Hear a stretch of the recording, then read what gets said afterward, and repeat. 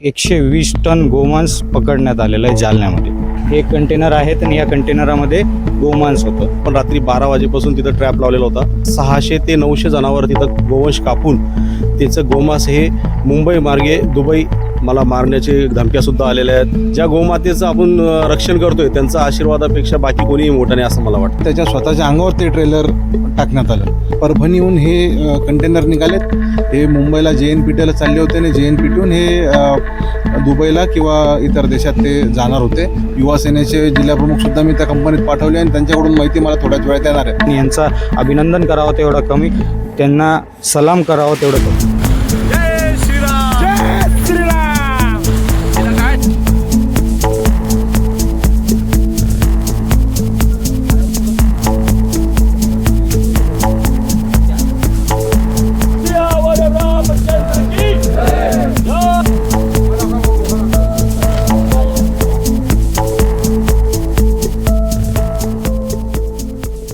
नमस्कार मित्रांनो, आज दिवस उजाडला की त्याच्या सगळ्यात मोठी जी एक बातमी येत आहे ती अशी बातमी आहे की 120 टन गोमांस पकडण्यात आलेलं आहे जालन्यामध्ये. जालना ते छत्रपती संभाजीनगर जो रोड आहे तिथला एक नागेवाडी टोल नाका आहे. त्या टोल नाक्यावर भले मोठे 3 कंटेनर तुम्ही माझ्या मागं बघत आहात. हे कंटेनर आहेत आणि या कंटेनरामध्ये गोमांस होतं. ही कल्पना आणि ही माहिती गुप्त माहिती भेटली होती गोरक्षण दलाच्या कार्यकर्त्यांना. त्यांनी सकाळी पहाटे 3 वाजेच्या दरम्यान ही कारवाई केली. तिथं जाऊन हे सगळं पकडलं, उघडकीस आणलं की या तिन्ही कंटेनरमध्ये जवळपास 120 टन गोमांस आहे. सुरुवातीला याची किंमत जर अंदाजे लावण्यात येत होती ती 4 कोटीच्या घरात होती. परंतु जशी जशी माहिती मिळते ही कंटेनरमध्ये जे गोमांस आहेत त्याची 12 कोटीच्या वरसुद्धा ही किंमत असू शकते. तर ही जी कारवाई केली आहे हे सगळे जर पाठीमागं आपण बघताय हे गोरक्षक दलाचे कार्यकर्ते आहेत. त्यांच्याकडून आपण जाणून घेऊया की नेमकी कशा प्रकारे यांनी कारवाई केली. राहुलजी, मला सांगा की नेमकी माहिती कशी भेटली आणि कारवाई कशी झाली. जसं की आपण बघतो मागच्या वर्षी 30 मार्च 2025ला जी लोणावळ्याला म्हणजे पुणे ग्रामीणला जी कारवाई झाली होती तर तिथल्या गुप्त माहितीदारावर तर्फे आणि आपले जे धुळ्याचे गौरक्षक आहे प्राणिल मंडलिक आणि निलेश दादा यांच्या गुप्त बातमीदाराबरोबर आपल्याला ती माहिती मिळाली होती. त्या आधारे आपण रात्री 12 वाजेपासून तिथं ट्रॅप लावलेला होता. तर पहाटे 3 वाजता हे जे सांगितलेले कंटेनर होते ते 3 कंटेनर आपल्याला मिळून आलेत. आणि त्यांनी सांगितल्याप्रमाणे तिथे जवळपास रोजची हजारो गोवंशाची कत्तल होत आहे. आणि हे जे 120 टन गोमांस आहे म्हणजे जवळपास 600 ते 900 जनावर तिथं गोवंश कापून त्याचं गोमांस हे मुंबई मार्गे दुबई किंवा विदेशात जाण्याची शक्यता आहे. आणि कुठे ना कुठे ह्या गोष्टीला आपल्याला आळा लागला पाहिजे, थांबवलं पाहिजे. त्यासाठी आम्ही पूर्ण रात्रीपासून जागतो आहे. आपल्याला सर्वांचेच सहकार्य मिळत आहेत. तर आता ते जे लॅब टेस्ट झाल्याशिवाय गुन्हा दाखल होणार नाही त्यामुळं आपण थांबलेलो आहे. पुढील कारवाईसाठी वरिष्ठांचे आदेश आल्यानंतर कारवाई होईल. नक्कीच. जर माहिती जी भेटली, तुम्ही कुठून लोक जात होतं हे गोमांसांनी, ही कशा प्रकारे माहिती हाती आली. हे पूर्णाला जे कोल्ड स्टोरेज आहे व कत्तलखाना आहे त्या ठिकाणाहून हे मुंबईला जाणार आणि मुंबईपासून मग नंतर हे दुबईला जाणार असं माहिती मिळालेली होती. जे तुम्ही आज जिगरबाज कारवाई म्हणता येईल की ती कारवाई केली, तर आज मनात भीती नसते का ह्या सगळ्या कारवाया करत असताना, आणि साथ भेटते का सामान्यातून तुम्हाला.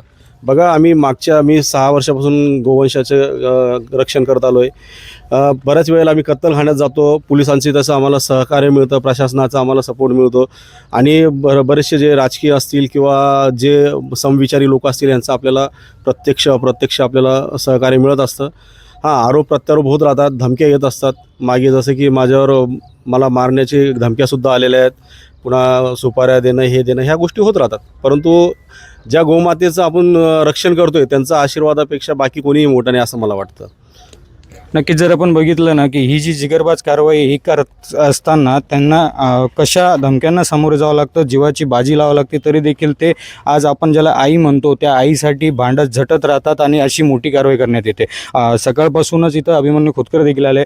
दादा, तुम्ही सकाळपासून आलेले, यांनी जी जिगरबाज कारवाई केलेली आहे काय सांगणार त्याच्याबद्दल.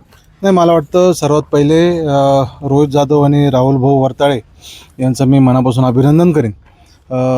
यांनी तरी तुम्हाला मला वाटतं संपूर्ण घटनाक्रम सांगितला नाही, पण जेव्हा रोहितनी ती गाडी अडवायचा प्रयत्न केला, हे आता तुम्ही बघू शकता मोठे मोठे ट्रेलर आहेत, तेव्हा त्याच्या स्वतःच्या अंगावर ते ट्रेलर टाकण्यात आलं. म्हणून तो थोडक्यात आज वाचवलेला आहे.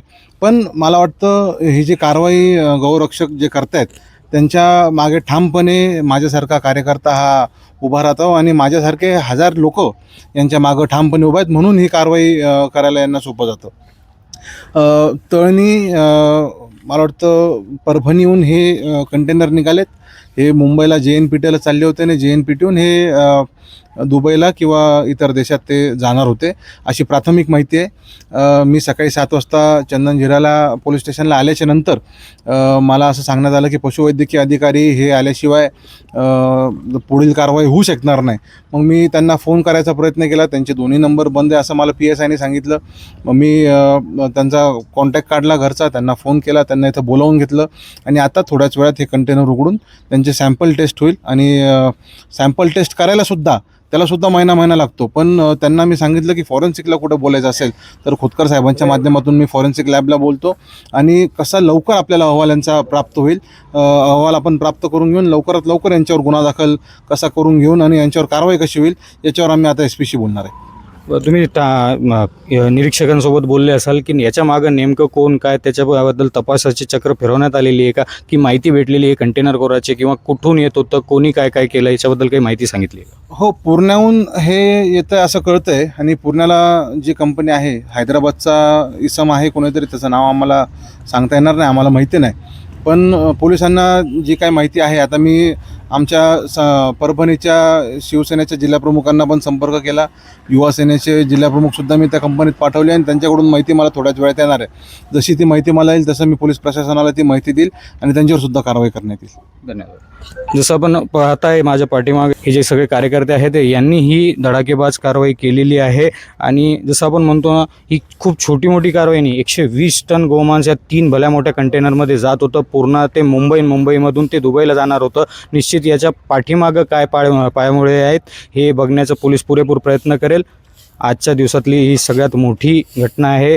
अशा जिगरबाज धडाकेबाज कारवायांना अजून आपलं समर्थन देण्यासाठी, या कार्यकर्त्यांना प्रोत्साहन देण्यासाठी व्हिडिओ नक्की जास्तीत जास्त शेअर करा आणि यांचं अभिनंदन करावं तेवढं कमी, त्यांना सलाम करावं तेवढं कमी. मी अनुप राठी, आपण पाहत आहात पार्श्वमी डिजिटल. सियावर रामचंद्र की जय. जय श्रीराम.